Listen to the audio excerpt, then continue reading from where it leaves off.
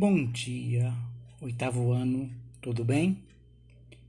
Vamos gravar mais um roteiro, este é o roteiro 28, e a aula do roteiro traz como assunto o indígena durante o Império. Então vamos conversar sobre as populações indígenas no Brasil.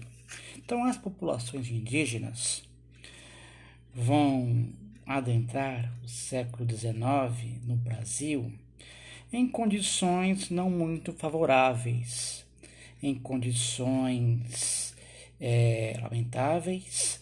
Essas populações indígenas se encontram enfraquecidas, se encontram exploradas sob diversas formas, vivendo em aldeamentos. Esses aldeamentos abrigavam grupos distintos, né? Etnias variadas, e a sua identidade sempre sendo prejudicada pela política imperial, né? Então, sempre vítimas de guerras, né?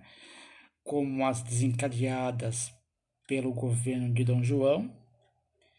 Em 1808, Dom João VI vai mover guerra contra os chamados índios botocudos, lá em Minas Gerais, no Vale do Rio Doce, Espírito Santo, e nos campos do Guarapuava, no Paraná. Também vai fazer guerras contra os índios bugres de São Paulo e Minas, bem como escravizar os prisioneiros, né? Os prisioneiros indígenas, né? Muito bem. Então, a política imperial vai desenvolver uma nomenclatura para designar essas populações indígenas. Teremos os chamados índios mansos, isto é, os índios controlados, e os índios bravos, ou seja, ainda hostis, né? Ainda resistentes à colonização e que vão fazer uma série de obstáculos ao processo de colonização do interior do país, né? Então eram índios entregues a uma espécie de barbárie. Bom, com relação às populações indígenas, havia um contraste, né, da política imperial, né, com relação ao campo da literatura. No campo da literatura, o índio foi alçado à categoria de símbolo romântico da nossa nacionalidade. Por sua vez, a política imperial fazia o contrário, né?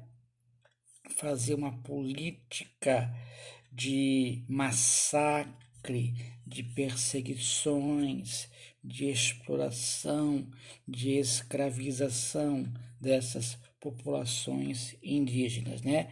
Então nós temos o índio da literatura, que é um índio romanceado, né? Um índio que vai ser símbolo romântico de uma nacionalidade em construção, ao passo que o índio real é o índio que se combate porque resiste à ocupação de suas terras, né? É um índio que vai continuar sendo explorado, sendo combatido, sendo desassistido pelas políticas públicas do Império. Muito bem, agora os senhores serão convocados a responder às atividades do roteiro, né? Então, de acordo com o texto, responda as questões a seguir. Então, 1, assinale V verdadeiro e F falso, né? Em cada uma das afirmações a seguir, de acordo com as afirmações do texto. Então, é para assinalar V ou F. Depois, 2, assinale com X a alternativa correta. Sobre as classificações dadas aos povos nativos pelos governos brasileiros, no século XIX, pode-se dizer que. Então, qual é a alternativa correta? 3, novamente, assinale com X a alternativa correta. podemos classificar como formas de violência contra os povos nativos, ou seja, os índios, as seguintes ações apresentadas pelo texto, né? Então, façam uma avaliação e julguem conforme o vosso entendimento. Muito bem, espero ter contribuído para com este ensino remoto. Os senhores façam uma leitura atenta do texto e copiem essas atividades no caderno, fotografem a atividade, uma foto nítida dessa atividade e envia para o e-mail da classe de vocês. Muito bem, então espero ter contribuído para com este ensino remoto.